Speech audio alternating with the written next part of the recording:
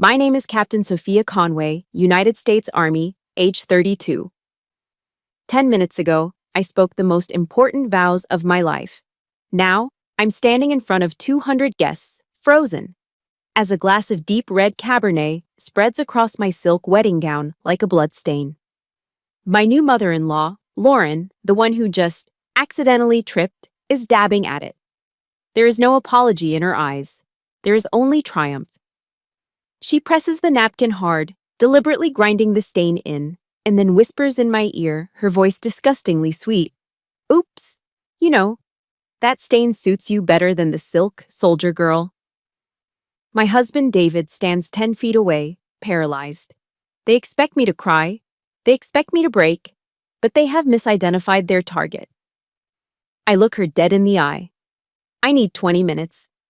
They think I'm going to clean the dress. They are wrong. I'm going to activate a campaign. If you have ever been publicly humiliated into silence, let me know where you're watching from. Hit like and subscribe, because you are about to watch an empire fall. The grand ballroom of Rosewood Manor was bathed in gold. Light from a dozen crystal chandeliers, each the size of a small car, shimmered on the gilded walls and reflected in the polished marble floor. The air was thick with the scent of lilies and expensive perfume, a sweet, almost suffocating cloud. A string quartet in the corner played a flawless rendition of Pachelbel's Canon in D, the same melody that had played at 1,000 other weddings just like this one. It was a scene straight out of a magazine about people who summer in the Hamptons and have last names that are also first names. It was perfect. And I had never felt more like an intruder in my life. 200 guests, a curated list of Washington, D.C.'s elite, drifted through the room like elegant sharks in a glittering sea. They were all friends of the Mitchell family, of course. My side of the aisle had been sparse. My parents from Ohio, a few friends from my unit who'd managed to get leave. We were a small, sturdy island in their ocean of old money and political connections. I squeezed David's hand, the cool gold of his wedding band a solid anchor in the overwhelming tide. He leaned in, his breath warm against my ear. "You look so beautiful, Soph," he whispered, and for a second the room faded away. For a second it was just us. But then the feeling was gone, replaced by a familiar prickle of awareness on the back of my neck. My military training, the instincts honed over a decade of service, kicked in. You learn to read a room, to assess a terrain, to identify threats before they mobilize. My eyes scanned the crowd, moving past the clusters of men in tuxedos and women in jewel-toned gowns. I wasn't looking for friends. I was conducting surveillance. And then I found her. Lauren, my new mother-in-law. She was moving through the room with a clear and discernible purpose. She wasn't greeting guests or making small talk with a senator's wife. She was on a mission. She was hunting. Her weapon of choice was not a celebratory flute of champagne. In her perfectly manicured hand, she held a glass of dark, almost black Cabernet Sauvignon. I made a mental note of it, an odd selection for the mother of the groom, especially while wearing a pale beige dress that probably cost more than my first car.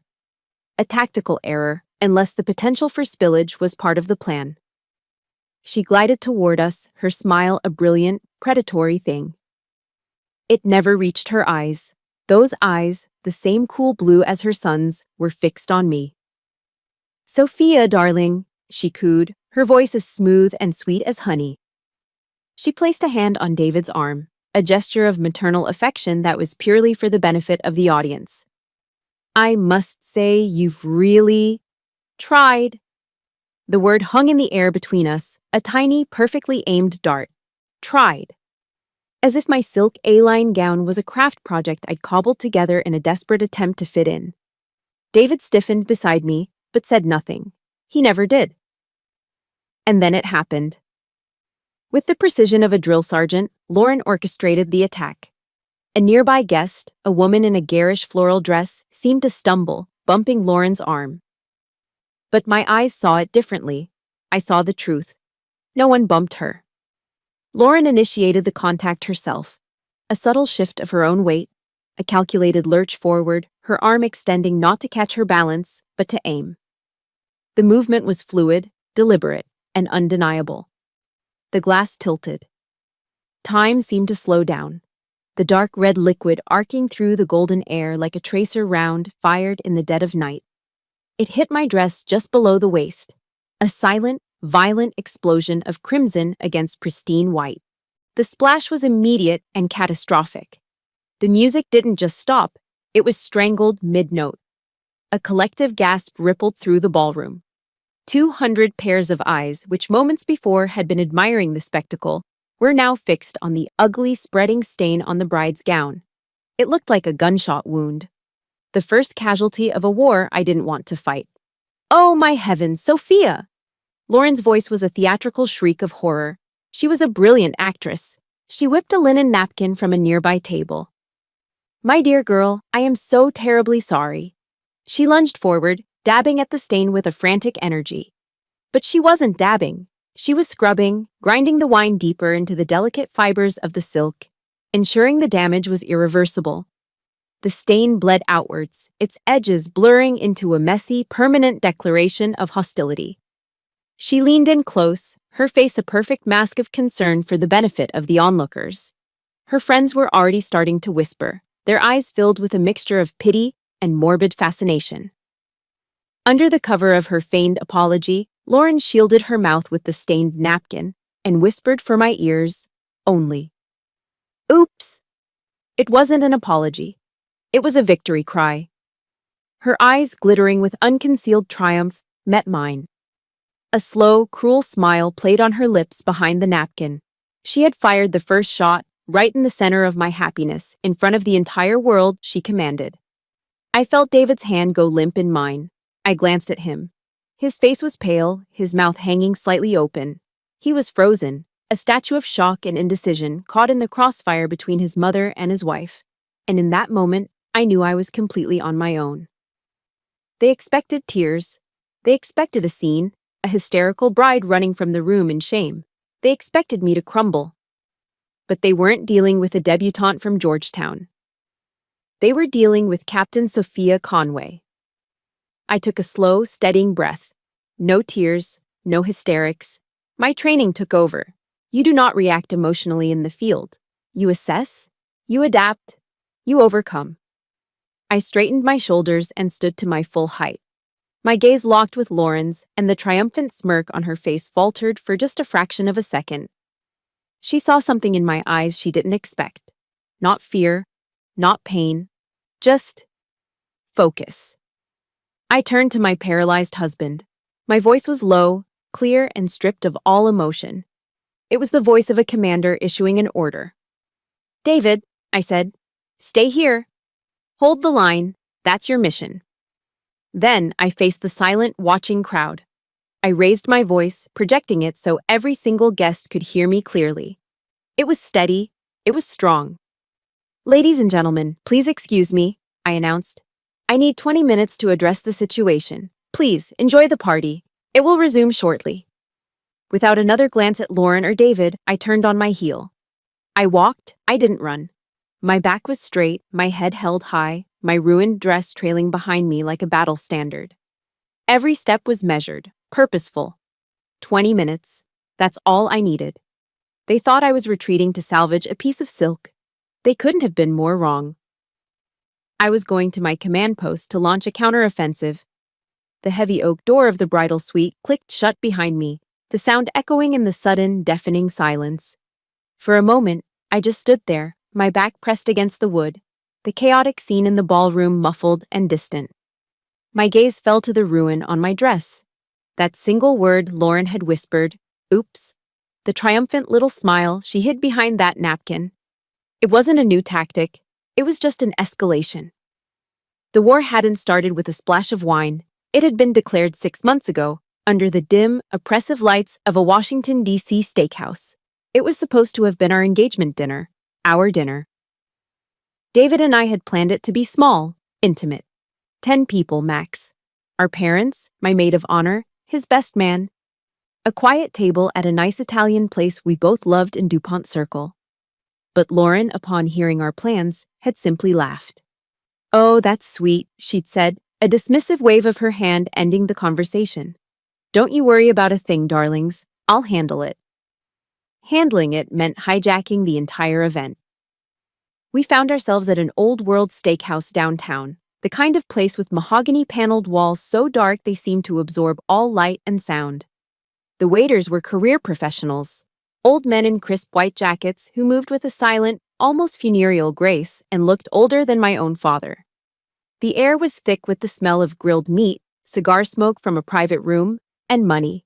It felt less like a celebration and more like a corporate merger. Lauren had turned our intimate dinner for 10 into a grand affair for 40 of her closest friends. 40 strangers, lobbyists, socialites, and other various members of the Georgetown elite whose names I couldn't remember and whose faces blurred into a single, judgmental mask. I sat there in a dress I'd spent too much money on, feeling like an exhibit at a zoo. David must have sensed my discomfort. Under the heavy white linen of the tablecloth, he found my hand and squeezed it. "Just ignore her, Soph," he whispered, his eyes darting nervously toward his mother, who was holding court at the other end of the long, banquet-style table. "She's just being Mom. But I'm a captain in the United States Army. I'm trained to recognize a threat, to analyze its capabilities, and to never, ever, just ignore it." Lauren wasn't just being Mom. She was establishing dominance. She was setting the terms of engagement on her home turf. This wasn't a party. It was a strategic occupation. After the dry-aged steaks had been cleared and the crème brûlée had been served, Lauren stood up. She tapped a finely manicured nail against her crystal wine glass, the high-pitched ping silencing the low hum of conversation. Every eye in the room turned to her. She thrived in the spotlight, soaking it in like a desert flower in a rare rainstorm. "If I could have your attention, everyone," she began, her voice carrying through the room with practiced ease. She beamed at David, a mother's proud smile that was pure performance. Then her gaze shifted to me, and the warmth vanished, replaced by a cool, appraising light. "My son, David," she announced, "has made a fascinating choice." A few polite chuckles rippled through her audience. Fascinating. The word was a backhanded compliment, a verbal landmine disguised as a flower. It implied I was strange, unconventional. Perhaps a project he had taken on. "Sophia, dear," she said, her voice dripping with false sweetness. "Let me see the ring." It wasn't a request. It was an order. I felt a knot tighten in my stomach, but I held out my left hand. I loved my ring. David had spent weeks choosing it, a beautiful classic solitaire diamond that sparkled with a fire I adored. It wasn't a massive, ostentatious rock, but it was perfect. It was ours. Lauren took my hand in hers. Her grip was surprisingly strong, her skin cool. With her other hand, she reached into her small beaded clutch, a purse that probably cost more than my monthly rent, and produced a small black object, a jeweler's loop. A hush fell over the table. The silence was absolute, broken only by the distant clatter of silverware from another part of the restaurant. She was really going to do it. Right here, in front of everyone. She raised the loop to her eye, squinting as she leaned in to inspect the diamond on my finger like a pawnshop owner appraising a questionable heirloom. It was a piece of pure theatrical cruelty, designed to humiliate me in the most public and sophisticated way possible. David was frozen beside me, his hand still holding mine under the table, but his grip was useless. I could feel the heat of embarrassment radiating off him. His face was flushed a deep, angry red, but he was silent. Utterly, completely silent. After a long dramatic pause that stretched for an eternity, Lauren lowered the loop. She let out a small, almost pitying sigh. She looked up, not at me, but at her friends, her captive audience. "Well," she declared, her voice loud enough for the entire room to hear, "it's certainly adequate." A wave of barely suppressed snickers washed over the table from her circle of friends. Adequate, sufficient, passable. She had just branded my ring, my symbol of love and commitment, as mediocre. She had branded me as mediocre. But she wasn't done. She patted my hand, a condescending gesture that made my skin crawl. Her perfectly shaped, blood-red fingernails pressed into my skin just a little too hard. "But I suppose," she added, her voice now laced with a tone of saccharine pity, When one is simply grateful to have anything at all, these little details don't really matter, do they? Adequate. Grateful. The words hung in the air, heavy and poisonous. The message was clear. She had just, in the most elegant and vicious way imaginable, called me a gold digger in front of 40 witnesses. She had painted me as some charity case from the Midwest, lucky to have snagged a Mitchell, so grateful for the step up in life that I shouldn't dare complain about the quality of the scraps thrown my way. I saw David's jaw clench, but still, nothing. Not a single word of defense. He just sat there, drowning in his own helplessness. Slowly, deliberately, I pulled my hand back from Lauren's grasp.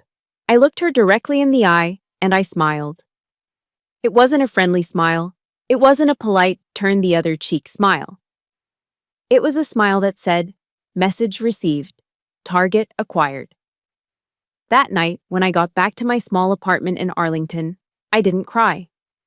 I didn't call my friends to vent. I sat down at my laptop, opened a new encrypted folder, and created a document. My fingers typed out the file name with cold, clear purpose. I called it Operation Lauren. The jeweler's loop was a declaration of war, but I soon learned that the battles weren't fought with grand, theatrical gestures. The real campaign against me was one of 1,000 tiny cuts, a slow, methodical, psychological warfare designed to bleed me out, one humiliation at a time. Lauren was a master of guerrilla tactics, striking with plausible deniability before melting back into the social landscape, leaving me alone to deal with the wound. And for months, I tried. God, did I try. I tried to be the person they wanted me to be, to fit into the perfectly curated world of the Mitchell family. I thought if I just tried hard enough, I could prove I belonged. It was a fool's errand. My first Thanksgiving with the Mitchells was an education in subtle cruelty. Their home in Georgetown was a historic brick townhouse that was probably worth more than every house on the street I grew up on combined. It was beautiful, intimidating, and about as warm as a museum. Wanting to contribute, to bring a piece of my own family to the table, I woke up at dawn and spent the entire morning baking my grandmother's pumpkin pie. The recipe was a family treasure, written on a faded index card stained with vanilla and butter from decades of use. The smell of cinnamon and nutmeg filled my small apartment, a comforting scent of home. I carried it into their house like a peace offering, presenting it to Lauren in her immaculate, all-white kitchen. She smiled, a bright, brittle thing. "Oh, how lovely," she chirped, taking the pie from me. She didn't look at it, but rather past it. She placed it on a side table, far away from the main dessert display. "We already have a pie from Le Diplomate, of course," she said, naming the famous, expensive French brasserie on 14th Street. "But thank you for the thought, dear." My homemade pie, my piece of family history, never made it to the dining room table. It sat on that side table all night, a forgotten orphan. Later, as I was helping clear the dishes against Lauren's mild protests, I saw it. There, in the kitchen trash can, sitting on top of a pile of discarded turkey bones and crumpled napkins, was my pie. It was still whole, untouched, not even a single slice cut. It was a clear, unspoken message. What you bring to this family is garbage. This dismissal of my value extended to the one thing I was most proud of in my life, my career. I had spent 10 years of my life earning my rank. I had been through officer candidate school, completed deployments, and led soldiers. I was a captain in the United States Army. It was not a hobby. It was my identity. To Lauren, it was a quaint little novelty. She never, not once, referred to me by my rank. I was always David's little soldier girl. She wielded the phrase like a weapon, using it to diminish me, to strip away my authority and accomplishments. At a cocktail party packed with DC's power players, she introduced me to a sitting U.S. senator. "Senator, this is Sophia, David's friend," she'd said, pausing as if struggling to place me. "She does something or other. In the military, I believe." The senator, a former Marine, looked at me with interest. I stood a little straighter. "I'm a captain in the Army, ma'am," I corrected politely, my voice even. Lauren just laughed, a light tinkling sound, and patted my arm. Oh, the adorable little details, she said, turning back to the senator. Anyway, she made my entire career sound like a childhood obsession with toy soldiers. She reduced a decade of service, of sacrifice, into a footnote, an adorable detail. The final front in her quiet war was the family's country club in Virginia, a sprawling oasis of rolling green hills, tennis courts, and unspoken social hierarchies. You simply must learn to play golf, Sophia, Lauren had insisted one Sunday. It's what we do. It's where everything important happens. So I tried. I signed up for lessons at a public course, spending 6 weeks of my precious weekend time learning how to swing a club without looking like a complete idiot. I bought the right clothes, the right shoes, the little white glove. I was ready. I arrived at the club on the designated Saturday, my golf bag slung over my shoulder, genuinely hoping this could be a turning point. But when I got to the front desk, the receptionist, a young woman with a polite but firm smile, couldn't find my name on the guest list. "I'm sorry, ma'am," she said, but Mrs. Mitchell didn't register a guest for her tea time. Lauren had forgotten. I was stranded.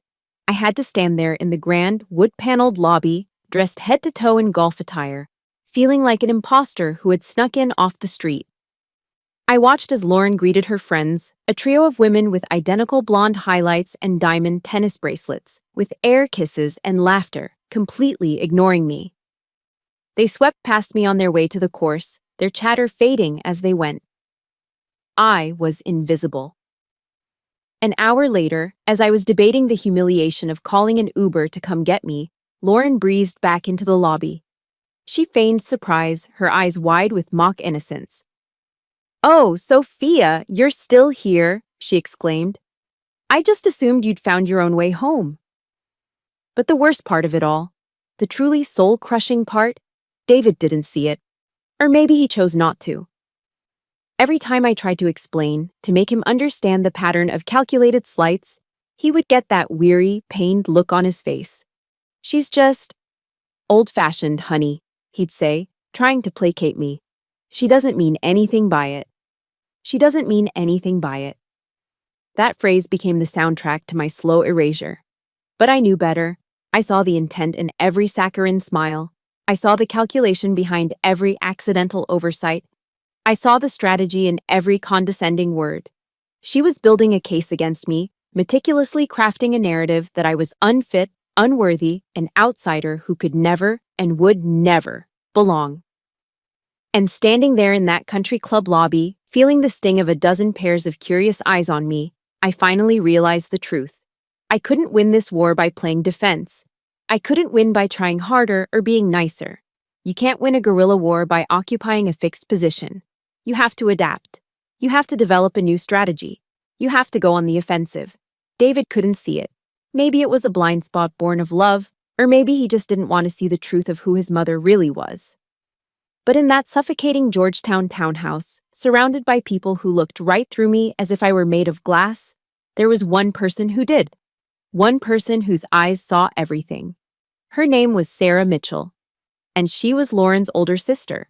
I met her at that disastrous Thanksgiving dinner, the one where my grandmother's pie ended up in the trash. As I stood awkwardly by the fireplace, trying to look like I belonged, she broke away from a conversation and walked directly toward me. She was shorter than Lauren, with kind lines etched around her eyes and a no-nonsense set to her mouth. She looked like a woman who had seen the world and wasn't easily impressed by fancy houses or expensive champagne. Her eyes were different from her sister's. Where Lauren's were a cold, assessing blue, Sarah's were a warm gray, filled with an immediate, non-judgmental understanding. She didn't offer a delicate society air kiss or a flimsy hug. She simply stuck out her hand. "Sarah Mitchell," she said, her voice clear and direct. "Army Nurse Corps, retired. It's a pleasure to meet a captain." Her handshake was firm, confident. It wasn't the limp, boneless handshake of a Georgetown socialite. It was the handshake of a fellow soldier. In that one simple gesture, she saw me. Not as David's girlfriend, not as a Midwestern outsider, but as a peer, as family. For the first time all day, I felt the tight knot of anxiety in my chest begin to loosen. I wasn't entirely alone in enemy territory. Later, while the rest of the family was laughing at some inside joke in the dining room, Sarah found me on the back porch, staring out into the manicured garden. She handed me a cup of coffee. "It gets a little thick in there sometimes," she said, gesturing with her head toward the house. We stood in the crisp November air, ignoring the false cheer inside. We didn't talk about Lauren or David or the suffocating social pressures. We talked about things that mattered. We talked about service. We spoke a common language that no one else in that house would ever understand. We talked about the organized chaos of Walter Reed, about deployments that changed you in ways you could never explain to a civilian. She told me about her time stationed in Germany during the Cold War. And I told her about the dust and the heat of Afghanistan. We talked about how terrible Army coffee is at 4 in the morning and how that first sip is still the best thing in the world. For the first time in months, I felt like I could breathe. I was talking to someone who got it, who got me.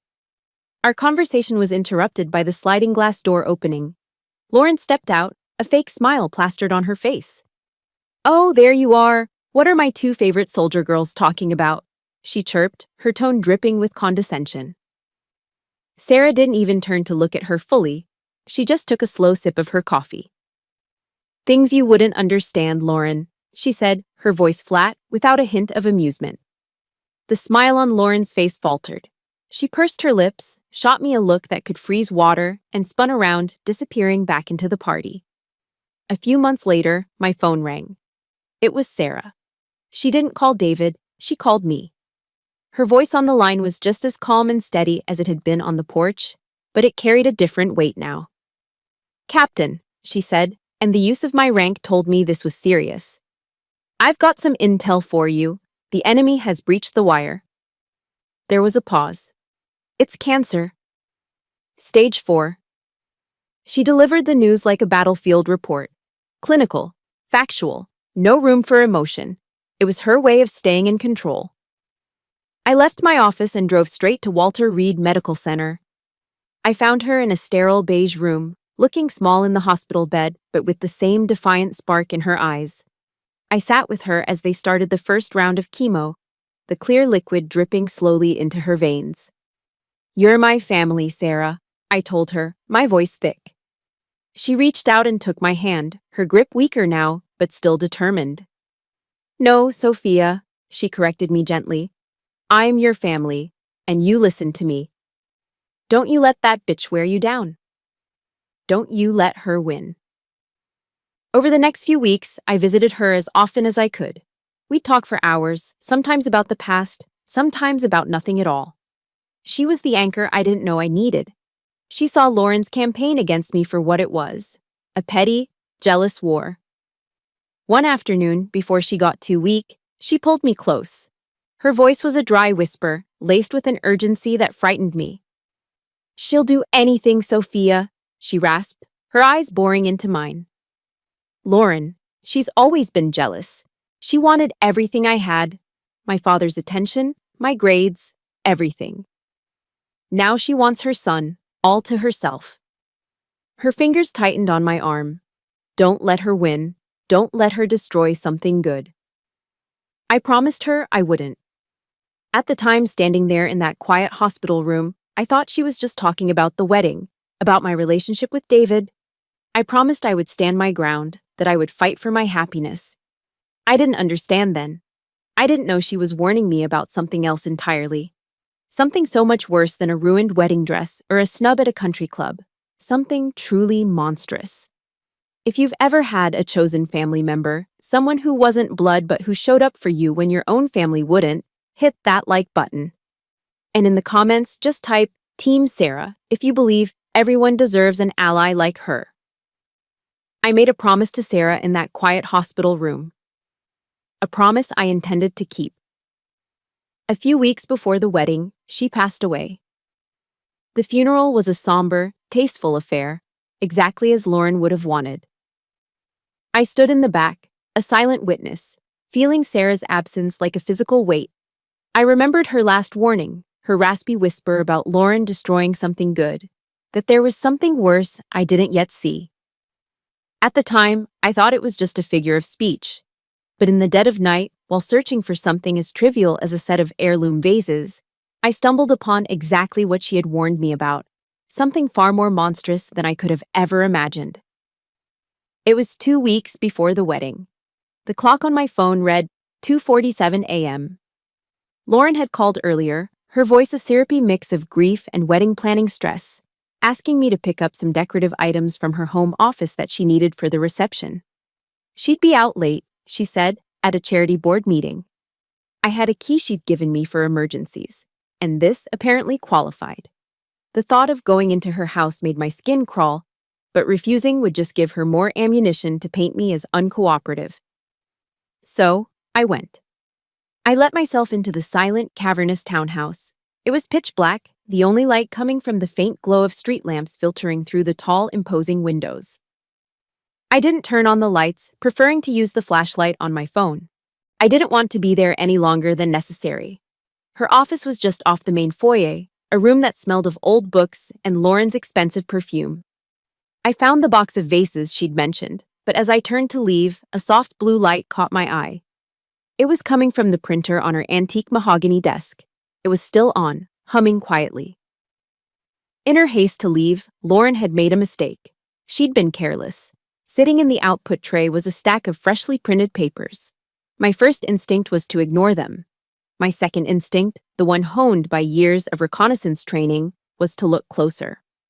Reconnaissance is the art of observing to locate an enemy or ascertain strategic features. And this felt like a strategic feature. I picked up the papers. They were bank statements, but the name at the top wasn't Lauren Mitchell. It was Sarah Mitchell. My heart started to pound, a hard, rhythmic drumming against my ribs. My training took over. My breathing became slow and measured. This was no longer a personal visit. It was an intelligence-gathering mission. The statements were for a private medical fund, a separate account Sarah had set up years ago for healthcare emergencies. I started at the first page, dated 3 months prior, right after her diagnosis. My eyes scanned the columns of debits and credits, and then I saw them. Withdrawals. Not small ones for prescriptions or copays. These were large, round numbers, a transfer of $5,000. Another for $8,000 a few weeks later, a third for $10,000. Page after page, the same pattern. In total, over the last 3 months of Sarah's life, $23,000 had been systematically drained from the account. $23,000 that was supposed to be her safety net. $23,000 that could have paid for the experimental therapies her doctor had mentioned, the ones Sarah had sadly told me her insurance wouldn't cover. The ones she believed she couldn't afford. A wave of nausea washed over me. No, it can't be. But the evidence was right there in my hands, printed in cold black ink. The final damning piece of evidence was on the very last page. It was a single transaction slip, a withdrawal for $2,000 dated just 3 days ago. 2 weeks after Sarah had died. And next to the printed line item, in Lauren's elegant, looping handwriting, was a small, neat annotation. It said, "Final payment. Floral upgrade. Ecuadorian roses." I had to read it twice to believe it. Floral upgrade. She had used the last of her dying sister's money for flowers, for the wedding. She had taken the funds meant to give Sarah a fighting chance at life and spent them on a more luxurious floral arrangement for the very stage she planned to humiliate me on. The sheer, breathtaking cruelty of it knocked the air from my lungs. This wasn't just theft. This was a desecration. I stumbled back, my hand flying to my mouth to stifle a gasp. I leaned against the wall for support, my legs suddenly weak. My eyes darted around the dark room and landed on a silver-framed photo on the bookshelf. It was of me and David, taken the day we got engaged, both of us smiling, full of hope. Then my gaze drifted to a large, ornate mirror hanging over the fireplace. I stared at my own reflection in the dim light. I didn't see a bride-to-be. I didn't see a woman in love. I saw a captain. And in that instant, the 7 Army values, the core of my entire adult life, flashed through my mind like a creed. Loyalty, duty, respect, selfless service, honor, integrity, personal courage. Lauren hadn't just stolen money. She had violated every single one of those principles. She had betrayed loyalty to her own sister. She had failed in her duty to her family. She had shown no respect for the dying or the dead. Her service was only to herself. She had no honor, and she had absolutely zero integrity. This was no longer a family squabble. This was not about hurt feelings over a pie or a condescending remark about a ring. This was a crime. This was about justice for Sarah, a woman who had served her country, a woman who had been my only ally, a woman who died thinking she was a financial burden while her own sister plundered her accounts to buy more expensive roses. In that silent, opulent room, standing over the proof of an unspeakable betrayal, everything shifted. The mission parameters for Operation Lauren changed. The objective was no longer defense. It was no longer about survival or endurance. It was about bringing a monster to justice. It had become an offensive campaign. I had the intel. I had the smoking gun. Operation Lauren was no longer about defense. It was about securing justice for Sarah. After that night in Lauren's office, everything became sharp and clear. I was no longer a bride-to-be trying to win over a difficult mother-in-law. I was a commanding officer preparing a battlefield. All I had to do was wait for the enemy to make her next move, to willingly walk into the kill zone I had prepared. I didn't have to wait long. The morning of my wedding began with the first volley. Uttered 8 hours. I was in the bridal suite at Rosewood Manor, a vast sunlit room with silk wallpaper and antique furniture. I was sitting calmly in a plush armchair, sipping a cup of black coffee, when the door burst open. It was Kate, my maid of honor and my best friend since OCS, Officer Candidate School. I'd unofficially designated her as my executive officer, my XO for the day. Her face was pale, her eyes wide with panic. "Red alert, Sophia," she said, her voice a tense whisper as she shut the door behind her. "The florist just called. Lauren, she changed the floral order last night." I took another slow sip of my coffee. I didn't look up. "Let me guess. The blush pink garden roses we picked out have been replaced with large, white lilies." Kate stared at me, her mouth agape. "How did you know?" "Standard psychological warfare tactic," I said, finally meeting her gaze. "Stargazer lilies. The kind you use for funerals. It's a classic malicious move. An unsubtle hint that she wishes this marriage was dead on arrival." I placed my cup down on the saucer with a steady hand. "Kate, execute Plan B. Call military-grade blooms in D.C. They're a veteran-owned business. I put a retainer down with them last week. Tell them the contingency has been triggered. They're on standby. Then call Lauren's florist and cancel her order entirely. Let Lauren pay the cancellation fee." Kate's panic dissolved, replaced by a slow, admiring grin. "You thought of everything." "An XO's job is to execute the plan," I said. "A CO's job is to have one." 09 on 15 hours. The next attack came from the photography front. Maria, our photographer, a wonderfully talented woman I'd hired months ago, knocked tentatively on the door. When I let her in, she looked like she'd just seen a ghost. "Captain Conway, Sophia," she stammered, wringing her hands. "I have to report something to you. I feel terrible." I led her to a chair. "Report, Maria. What happened?" Her words came out in a rush. "Mrs. Mitchell, your mother-in-law, she cornered me in the parking lot. She offered me $1,000. In cash." She took a deep breath. "She said it was a bonus to ensure I captured your less flattering angles. She wanted me to focus on moments when you looked stressed or tired. She wanted a portfolio of your worst moments." I nodded slowly. The venom was so predictable. It was a petty, distinctly female attack, aimed at a woman's deepest insecurities on a day she's meant to feel her most beautiful. "And what did you do?" I asked quietly. "I told her absolutely not," Maria said, her voice gaining strength. "I told her my job is to capture beauty and joy, not to participate in whatever this is." Then she threatened me. Said she'd ruin my reputation in this town, that I'd never work a high society wedding again. "Thank you for your integrity, Maria. And for the report, I said, my voice calm and reassuring. I anticipated this might be a possibility. Your professional liability is covered. You just do your job exactly as we discussed. Your career insurance package is already active. I smiled. In fact, maybe give Lauren a few extra close-ups today. I have a feeling her expressions will be very memorable.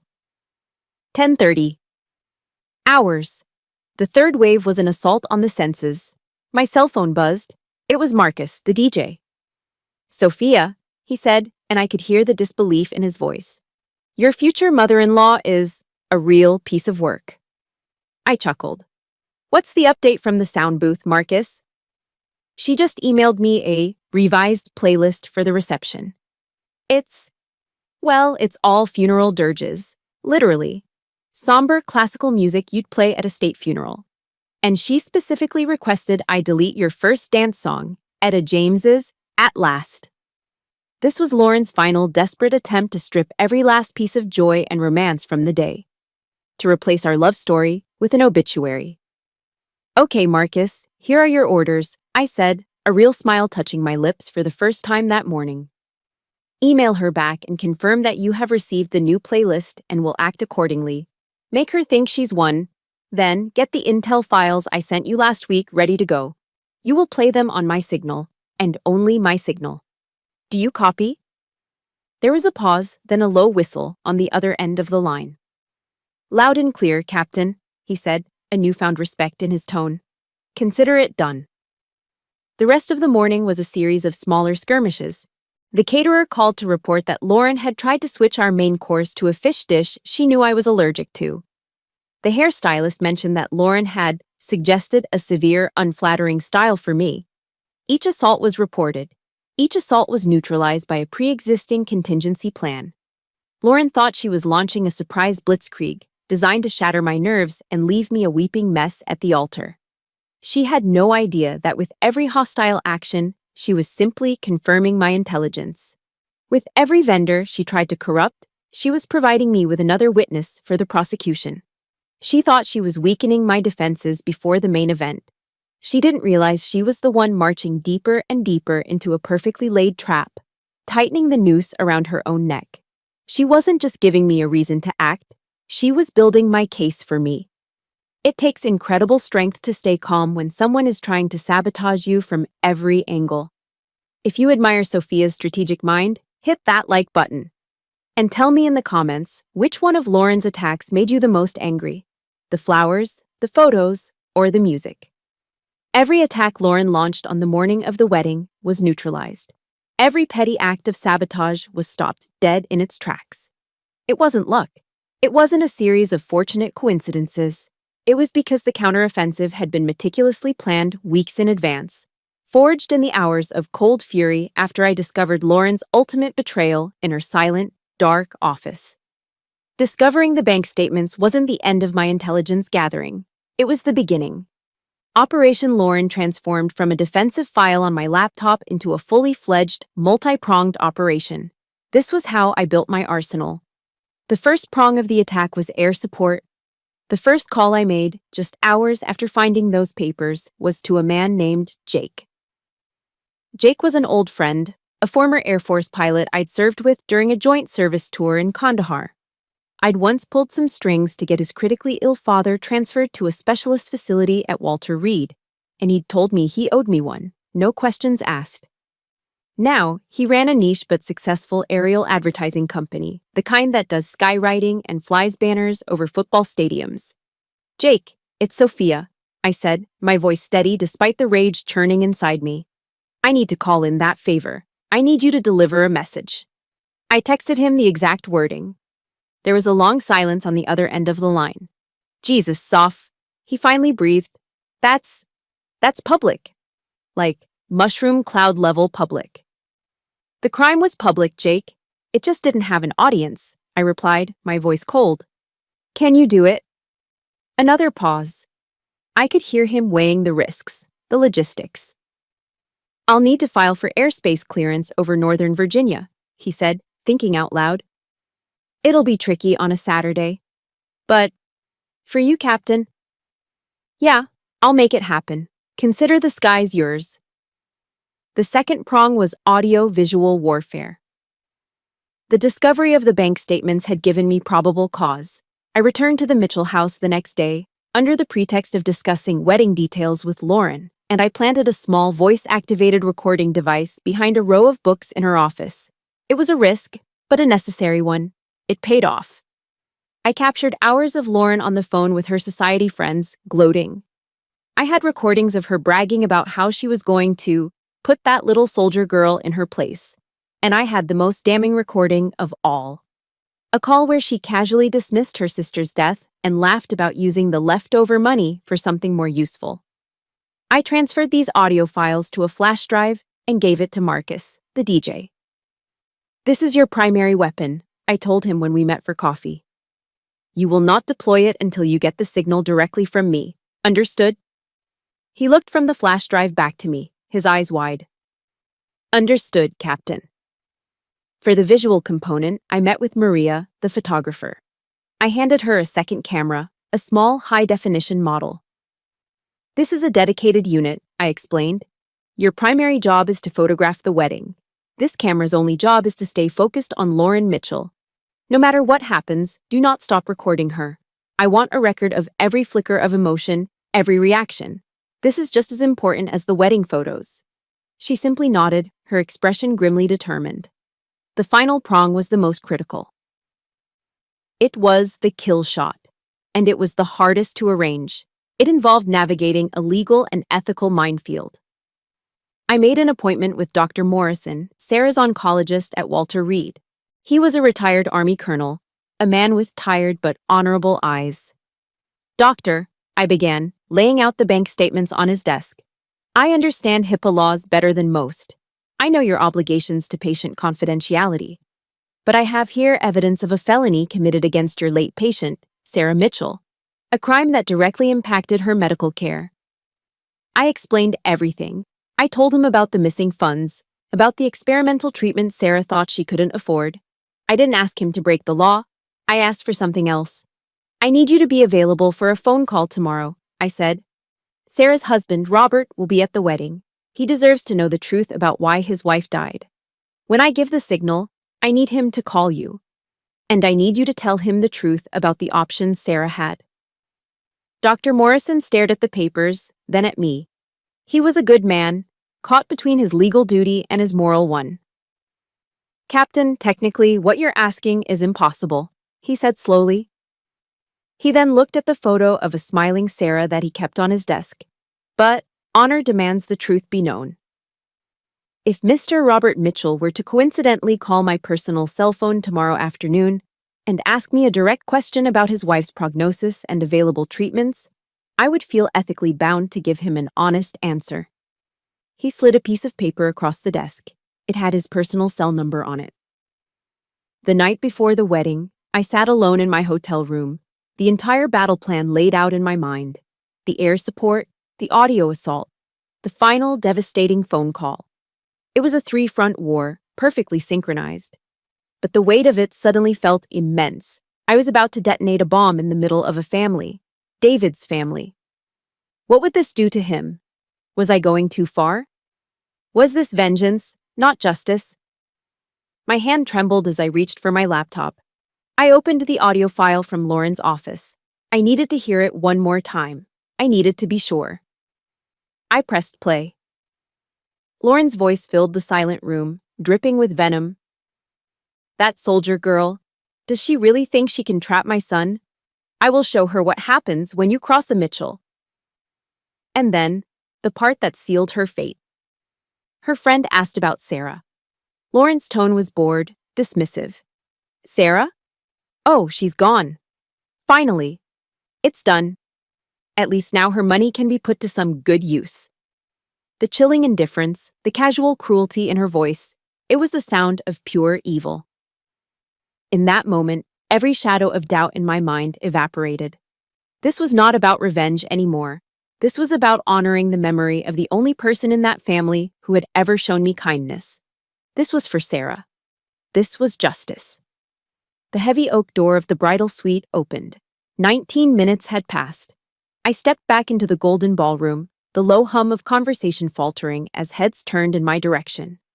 The wine stain was still there, a dark, ugly blotch on the white silk. It was no longer a mark of shame. It was my uniform. My battle colors. Across the room, Lauren was seated at the head table, holding court, a triumphant smile playing on her lips. She was laughing, basking in the glory of her perceived victory. She thought I had retreated, defeated. She thought she had won. My eyes found Kate, my XO, standing near the entrance. I gave her a single, sharp nod. She nodded back, her expression grimly determined, and slipped out of the ballroom. My gaze then shifted up to the DJ booth. Marcus was watching me, his hand hovering over his console. I met his eyes and nodded again. He gave me a thumbs up. The assets were in position. Finally, I looked at David. He was standing exactly where I had left him, looking lost and helpless.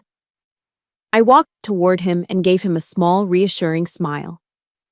"It's time, honey," I said softly. He looked utterly confused. "Time for what, Soph?" Before I could answer, a strange thing happened. A collective buzz went through the room as dozens of cell phones began to vibrate at once with news alerts. A moment later, a woman standing near the large bay windows gasped, pointing outside. Then someone else shouted, "Oh my God, look!" A wave of movement swept through the room as all 200 guests rushed to the windows, their curiosity overriding their impeccable manners. I remained still, watching Lauren. I saw the flicker of confusion on her face, followed by a dawning sense of pride. High in the brilliant blue Virginia sky, a small prop plane was soaring, leaving a thick trail of pure white smoke against the canvas of the afternoon. It began to write, letter by giant, looping letter. LAURENMITCHELL.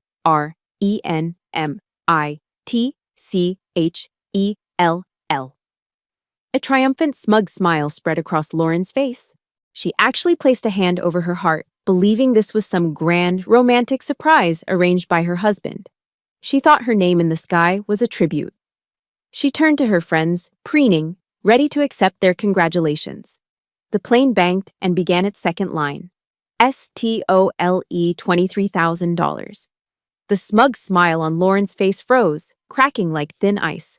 The murmuring in the room grew louder, charged with confusion and excitement.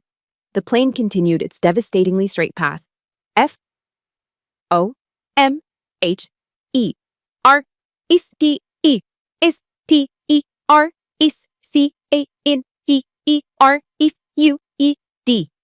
The smile vanished completely.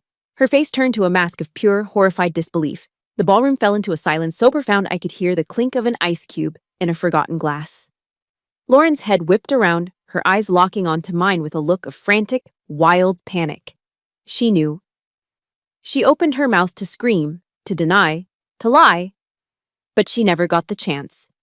At that exact moment, I gave Marcus the signal. He slammed a button, and the state-of-the-art $10,000 sound system that was supposed to be playing soft dinner music came to life with a crackle.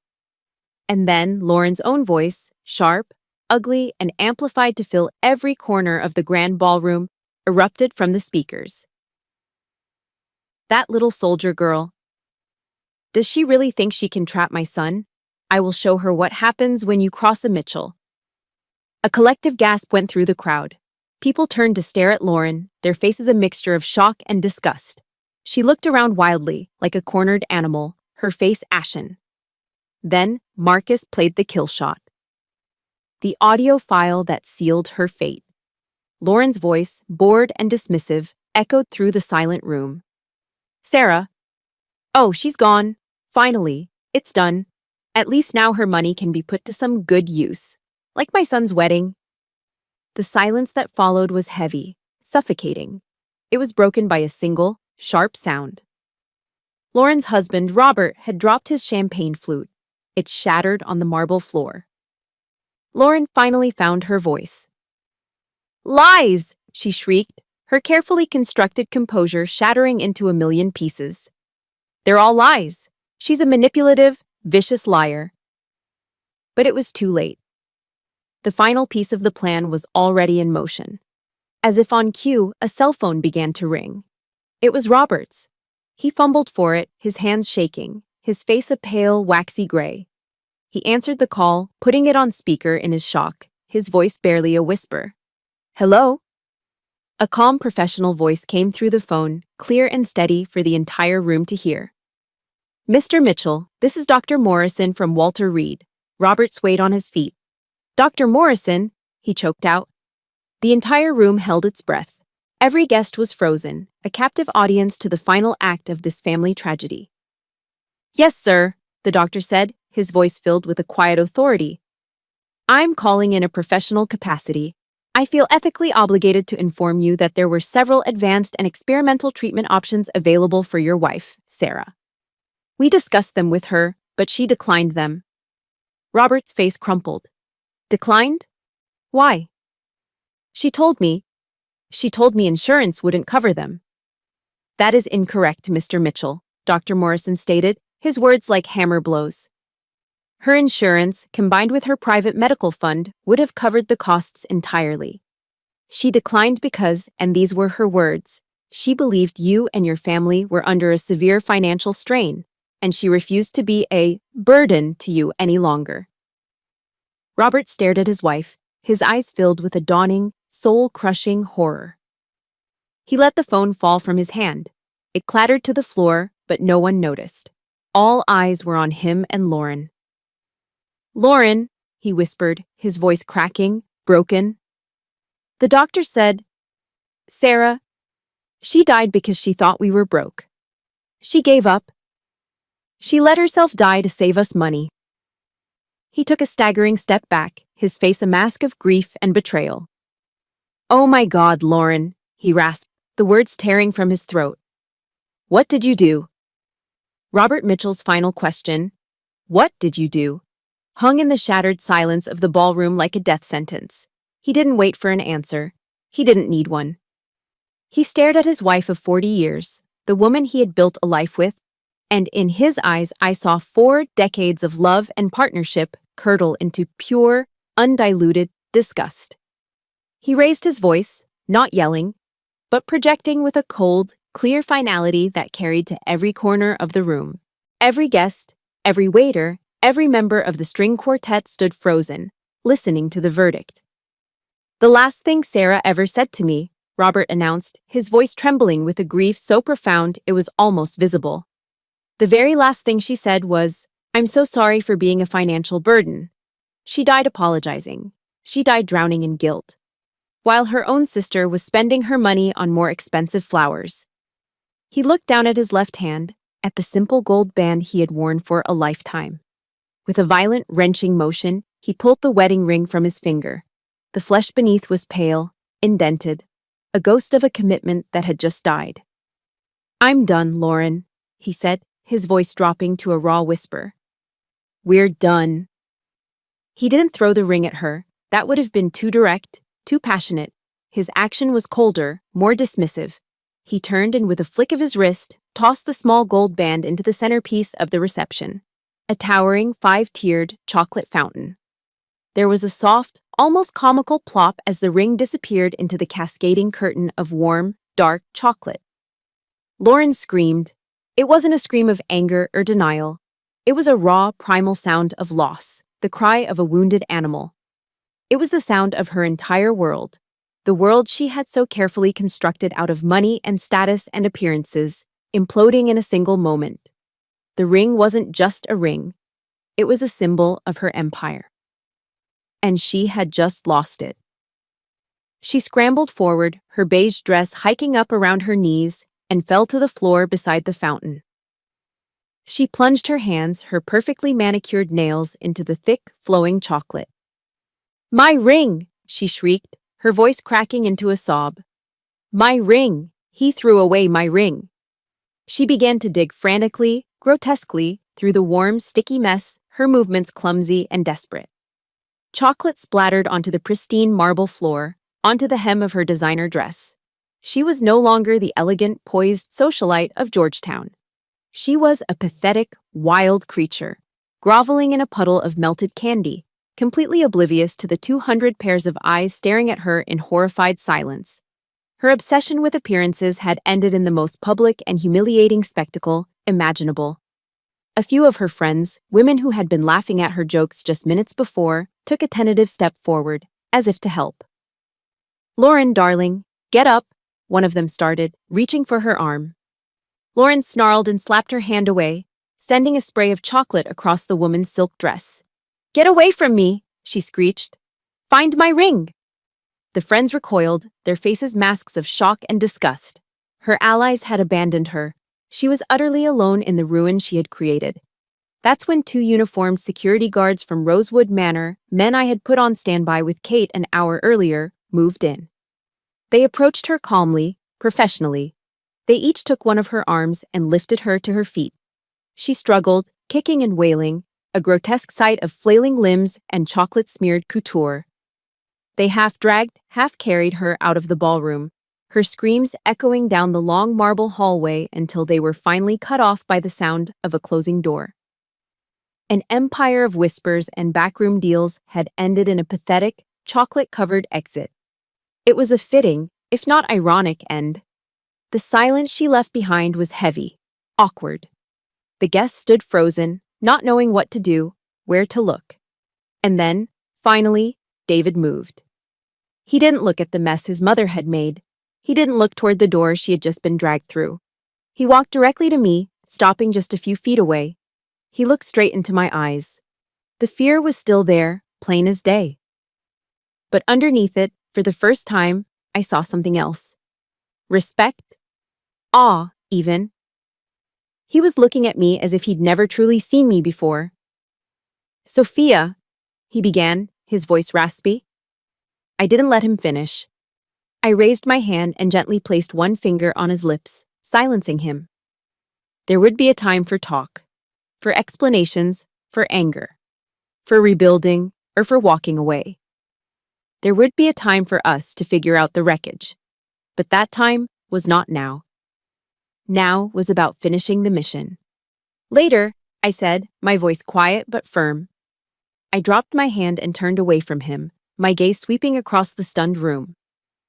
I found DJ Marcus, who was standing motionless in his booth, his jaw practically on his console. I gave him a command, my voice ringing out with the clear, unshakable authority of a captain on the field. "Marcus," I ordered, "play the song, play at last." He blinked, snapping out of his stupor. A slow smile spread across his face. He gave me a sharp salute. "Yes, ma'am, Captain." A moment later, the iconic, soulful voice of Etta James filled the silent ballroom. "At last, my love has come along." I turned back to my husband who was staring at me with a brand new understanding. I held out my hand. "David," I said, "we have a wedding to finish." 6 months later, the world was quiet. The echoes of that disastrous, triumphant day had finally faded, settling into a new kind of peace, one that we had fought for and built ourselves. The fallout from what the society pages morbidly dubbed the wedding war was swift and total. Robert filed for divorce the very next day.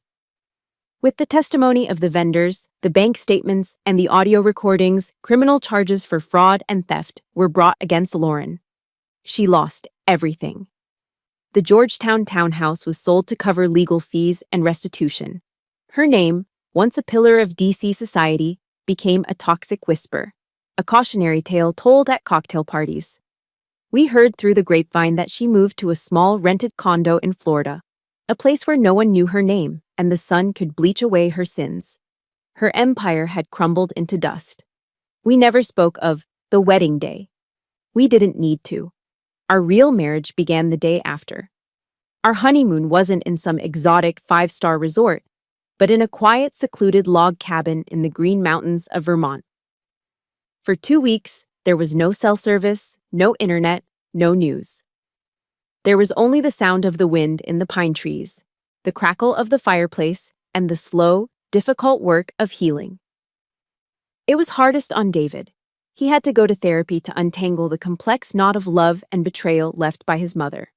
He had to face the agonizing truth that the woman who raised him, the woman he had loved and defended his entire life, was a monster. It was a brutal, painful process, and there were days I thought it might break him.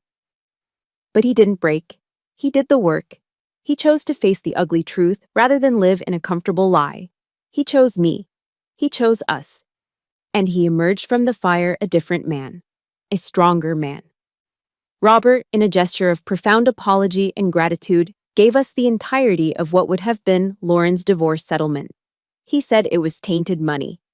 And he wanted it to be used for something good, something to honor the memory of the sister he had lost twice, once to cancer and once to the truth. We knew immediately what we had to do. We took that money, added a significant portion of our own, and worked with the administration at Walter Reed. A few months later, we stood in a small conference room at the hospital for an inaugural ceremony. On the wall was a new bronze plaque. It read, "The Sarah Mitchell Scholarship Fund for the Army Nurse Corps." Sarah's legacy would not be one of theft and betrayal by her own blood. Her legacy would be one of service, of helping the next generation of soldier girls to get the education they needed to serve their country. Every year, a promising young nurse would get a chance to live their dream, all in the name of a woman who was honorable to her very last breath. It was the only ending that felt right. It was the only way to turn such a profound pain into a lasting purpose. Life found its new rhythm. We sold David's sterile Georgetown condo and bought a small house in Arlington with a yard and a porch swing, a place that felt like home, a place where we could breathe. Last month, I stood in front of the mirror in my service uniform. The list of promotions had been released. I had been selected for lieutenant colonel. David came up behind me, his eyes shining with a pride that was pure and uncomplicated. He took the small silver oak leaf pins from the box. He unpinned the twin silver bars of a captain from my shoulders, the rank I had held for so long, the rank I held on my wedding day. And with careful, steady hands, he pinned the new insignia of my promotion onto my uniform. He was no longer the boy who stood paralyzed between his mother and his wife. He was the man who stood beside his wife, his partner, his equal. He was an officer's husband, and he wore that title with honor. Sometimes when I'm in my home office, my eyes drift to an object hanging on the wall. It's a large shadow box, beautifully framed. Inside, against a backing of dark blue velvet, is my wedding dress. The deep red stain of the Cabernet Sauvignon is still there, stark and vivid against the white silk. I never had it cleaned. Kate thought I was crazy for keeping it, let alone displaying it. "It's a horrible memory," she'd said. "No," I told her. "It's not a dress anymore." She was right. It's not a memory of a wedding. It's a captured moment of transformation. It's the uniform I wore in the most important battle of my life. A battle not of guns and soldiers, but of honor, integrity, and truth. A battle for my own peace. A battle for Sarah. I look at it, and I see the victory. Mission complete. My battle is over, but I know for many of you, the fight for your own peace is a daily one. This story was never just about revenge. It was about honor, integrity, and the fundamental right to build a life on your own terms, free from the shadows of the past. If my journey has resonated with you or given you even a small measure of strength, I would be grateful if you would like this video and subscribe to the channel for more stories of resilience. And in the comments below, I'd be honored if you would simply write the word honor as a declaration for your own future and as a salute to everyone else in this community who is fighting for theirs. Thank you for listening.